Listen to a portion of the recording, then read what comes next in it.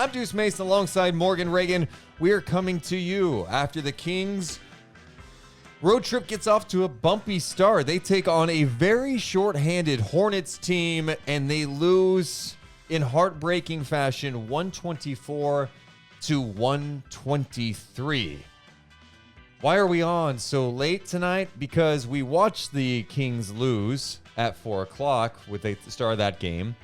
We were in Stockton calling G League basketball between the Kings and the South Bay Lakers, a game in which Stockton fell apart late in that game, and the Lakers came back to win it. And then we drove about 45 minutes down I-5 to return to Sacramento. Now we're here to talk about what we witnessed. In a way, I'm glad I had a couple of hours because, Morgan, go ahead and describe for the audience what my demeanor was like immediately after De'Aaron Fox missed 2 free throws. So Deuce gets really into a game when he's watching it on his laptop. I've noticed this about him. We've done this only like 2 other times in Stockton. And seeing what he did, though, after De'Aaron Fox went to the free throw line and missed both free throws, I thought maybe, just maybe, he was going to have to send himself home for a moment there. You were in a very dark space. You were very frustrated. You were feeling everything that every single Kings fan was feeling. So you're doing better. At one point, it was, again, this is like 45 minutes before the game we were calling. I just had my hands to my head like this, and Morgan's like, what are you doing? Oh, no. What I said was, what are you doing? People are looking at you thinking something's not okay. Can you please stop? That's what I asked.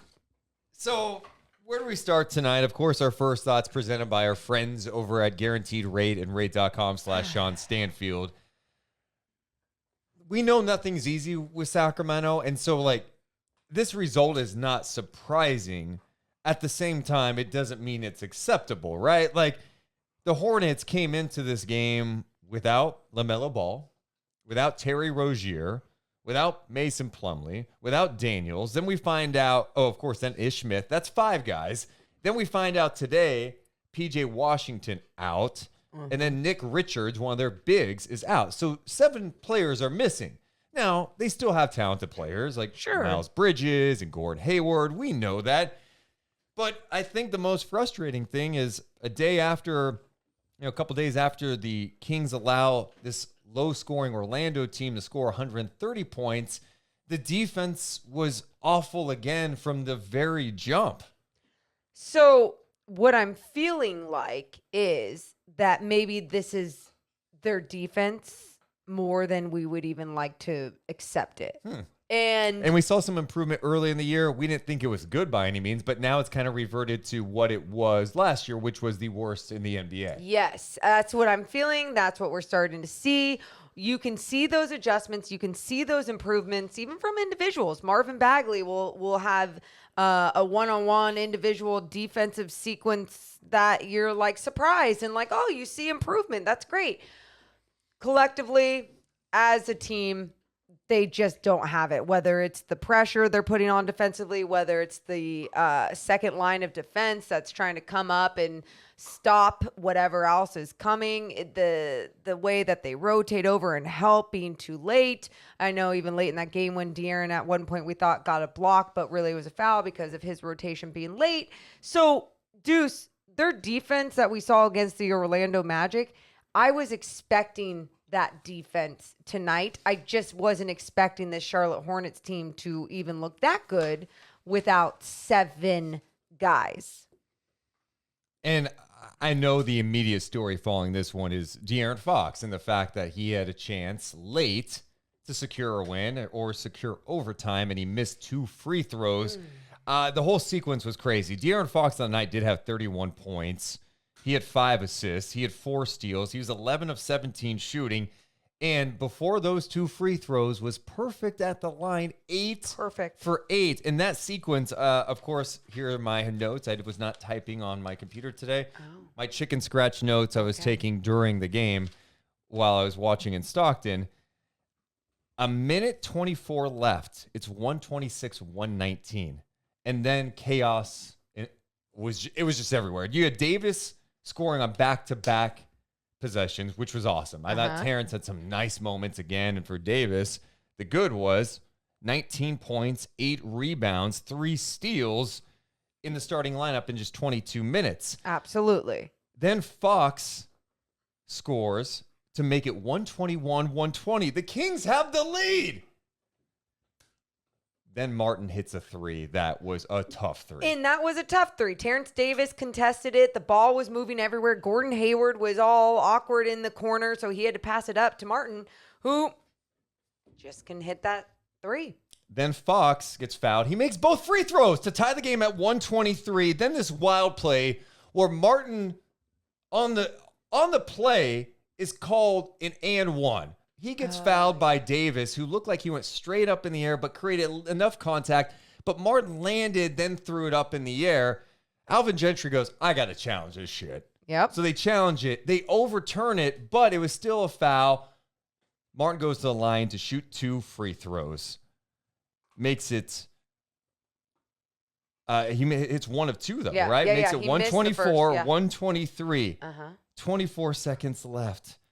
They've got no foul to give. And what do? They foul De'Aaron Fox. And I'm going, you don't have a foul to give. What are you doing? That was so dumb. No foul to give. And I was like, hell yeah, this is great. Give it to the Kings. Give it to the Kings. De'Aaron Fox at the free throw line. Awesome. I'll take it. De'Aaron's hit all of his free throws tonight. Even if he makes 1 and has to send it to overtime, I didn't care at that point.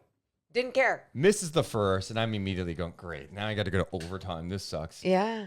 Misses the second. Bagley looked like he almost had a chance there to put it in on the putback.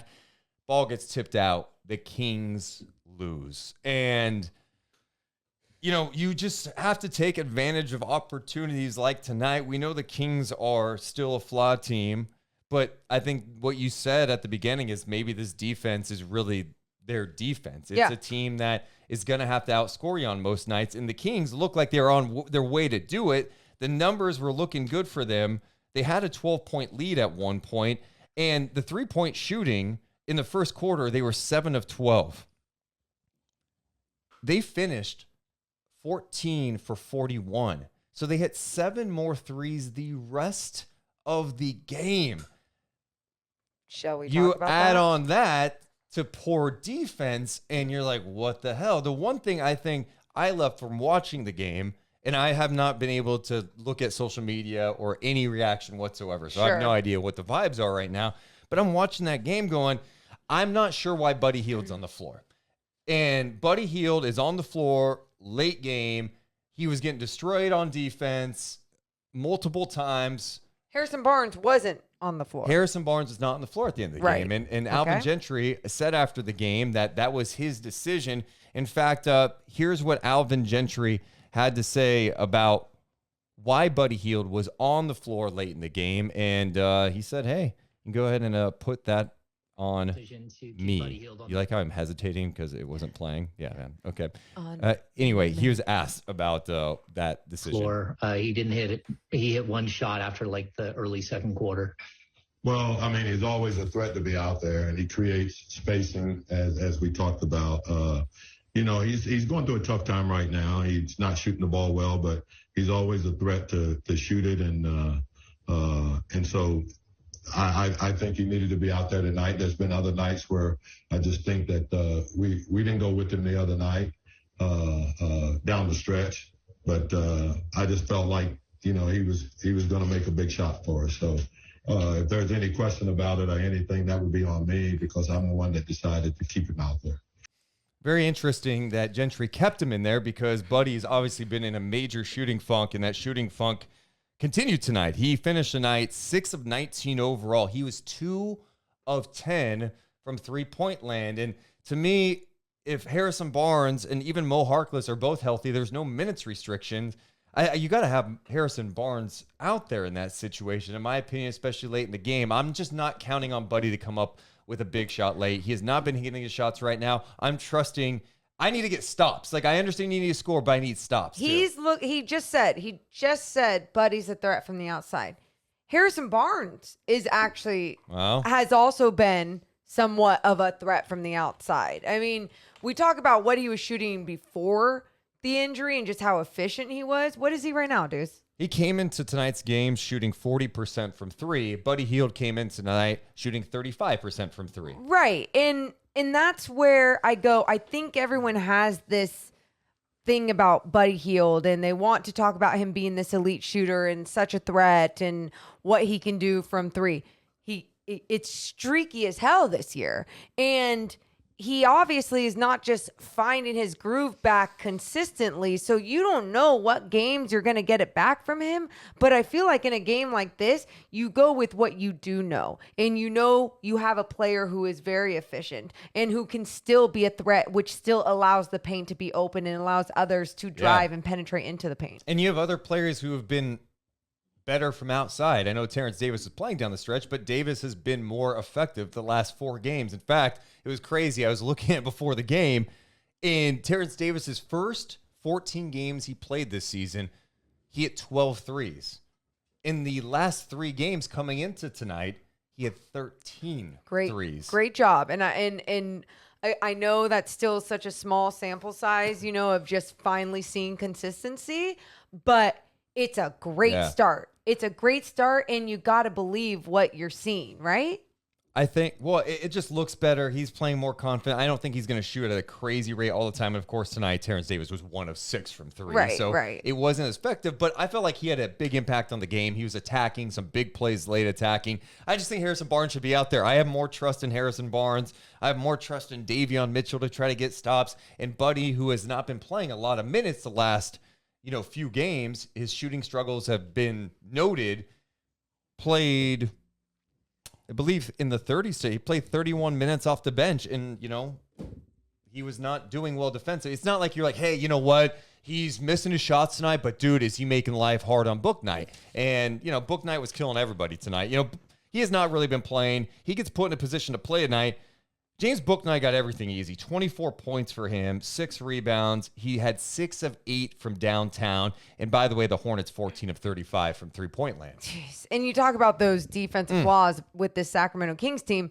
Look at the individual defensive flaws with Buddy Hield. And there's times where we're like, that effort's there. The effort's there. There were so many times I saw him, whether it was closing out on a guy and they were blowing by him, or him just straight up with another guy, and they would just take a certain angle on him, and he had no answer. They would blow by him, get to the basket, whatever they needed to do. And that right there is a defensive liability. And that right there is the pressure that I'm talking about along the perimeter that allows that second line of defense to not have to come over too late or not worry about their guy. So then you throw the lob or whatever it is. It's just altogether defensively and Harrison atrocious. Barnes is, if he's one of your better defensive players. And late in the game, the thing that was also killing me is, Miles Bridges is such a talented player. He plays a ton of minutes. In this game, he had 28 points. He had 8 assists, 7 rebounds. Had a huge impact on things. 9 of 15 shooting. He got the job done. But late in the game, they're in situations where, Hield is on him or Fox gets switched on him. It was just mismatches galore. And Bridges is so crafty getting to the basket. He's big. And he's big, strong. yes. That Buddy Hield decision tonight is puzzling to me. And the biggest thing tonight is, I know people are frustrated with Fox. I'm sure we'll talk a lot more about that coming up in Night Chat. I thought Fox was great tonight. He was. Before those free throws, and those are killers. You can't ignore that at all. But the thing that you walk away tonight is not the free throws. It's, can we guard anybody? And the answer is no. You can't. Boom. That's the answer. That's the answer. You can't guard for more than 3 dribbles. Guys are straight line drives, getting to the basket. It makes things so easy. Even the start of the game, the first couple of possessions of the game, I'm seeing Alex Len fall asleep and getting backdoored. I'm like, that can't happen. You guys got to be locked in. You're taking on a shorthanded team that doesn't have a ton of players. In fact, tonight they played 9 guys. All their guys are playing, their major guys are playing in the 40s. Come on. You played a team that had one of the worst offenses in the league the other night, and then you're playing a team that has the best offense, but missing 7 of their guys that contribute to that best offense. Mm-hmm. So it's not like they have a whole bunch of stars and it's just this plug-and-play system, and they're this winning team that's been around for years, so they understand what they're doing, and their culture is just been there. No, this is still you're looking at some of those young names playing on this squad and just trying to figure it out as their star players are out. And for the Kings, you don't capitalize on that. I'm not acting like it's easy. I'm not sitting here being like, oh, I could have played defense on them. I'm just sitting here going, where is your mentality at defensively when you look at these teams and you see that they have 7 guys missing? Is it we can let up a little bit and work on our offense, or is it like let's effing go at them and treat them like they're 5th graders and rip the ball out of their hands? I don't know. I don't understand their mentality. I could never think the way some of these Kings players think. So it's very confusing to me when we have to talk about this after every single damn game. What adjustment to me that jumped out, the adjustment that jumped out most to me in the second quarter was when Borrego decided to just go, hey, I'm going to put out my longest lineups. They started Vernon Carey. He only played 11 minutes. And they're like, you know what? Let's just put our 6'5", 6'6", 6'7" guys out there. They went with Martin, Hayward, Bridges, Oubre, and Thor. And I felt like that lineup just got cooking. The Kings don't have the size, I think. That's the other thing. Like, people are asking, well, what's the issue defensively for Sacramento? One, they can play better defense than they played tonight. How much better? I don't know. But also, like, it doesn't help when you don't have any wings. And then with a roster that's limited on wings with just Barnes and Harkless, those guys combined for 25 minutes tonight. So you're going up against all these long athletic guys, and then your wings don't even play. So when you don't have the size advantage, or let's say you don't even have some of the fundamentals down, what you can give to make up for all the stuff that you lack is this physicality, this effort, this intensity that it's not easy to bring every single night. But if you suck at defense in so many ways as a team, that is what you have to bring every night. You have to have that pride, because I don't mean to talk about this Hornets squad in going into their bench and seeing the other players that they had to play tonight like they're not good or they're mediocre players. No. They're still solid players, but you should have treated it like they never play, so let's bring something different to them and scare the crap out of them. And they didn't do anything like that. Third quarter, Kings kind of got in control, and I felt like they were getting stops, and it looked like they got things going. At halftime, it was 71-69 Sacramento, and it's like, God, you almost lost 70 points to this shorthanded team. Third quarter, Halliburton makes back-to-back threes. He's talking some shit to the crowd. Kings go up a dozen. And at that point, I'm like, okay, now they can go ahead and turn on the accelerator here, keep this momentum rolling. They go to their bench. It could be trouble. No, they got back into the game. Book Knight got it going. He hit back-to-back threes to cut it to 3. And by the end of the third, it was 99-98 Sacramento. And you just felt like, okay, this is trouble. After those Halliburton threes, Charlotte outscored Sacramento 27-16 the rest of the third, and that's just brutal. That's just brutal. And then in the fourth quarter, the Kings did rally to have a chance, but everything came too easy for Charlotte. It just seemed like they got rolling, and Sacramento had zero answer. You know what's weird? I feel more frustrated right now breaking it down than I did. Like, I know you felt like, oh, you got a couple hours to decompress. Like, I feel heated, right? Like my blood is boiling a little bit thinking about going back and watching what we saw and seeing how well they were playing together, to just throw that all away with some not only terrible defensive possessions down the stretch, but then you do think about those free throws. And those free throws, I get it. It's difficult, but when you get paid that much money, you're getting paid to have this different type of killer instinct. And mistakes happen, but I feel like there's been too many mistakes like this for De'Aaron this year. I get it. He's human. I can say all those things over and over again, but I can also sit here and be frustrated with him as well. Yeah, I mean the free throws hurt. You miss those. If you miss those in the second quarter, no one's talking about them. You look at the end and you go 8 of 10, no one's talking about it. You go, I think we're sitting here tonight. Kings win. He misses 2 in the second quarter. We're going, man, 80% from the free throw line. That's great, but of course it came when you were down and you had a chance to win it. Here's what De'Aaron Fox had to say about those missed free throws after the game. Times you missed, but I know. He thought they had a foul to give, and they had I just made 2 right before that, so I knew they didn't have a foul to give, and I didn't think he was gonna foul. But yeah, when he fouled me, in my head I'm thinking, we're gonna make these 2 and get out of here. But back rim the first one, and the second one I just didn't want to back rim it, and I short armed it. But you take it, you lost, then we can do about it now, and we have a game tomorrow. Yeah, I mean, the mindset has to be right. You do have to move on fast because you have another game against the Cavs tomorrow, a very talented Cavs team. Right.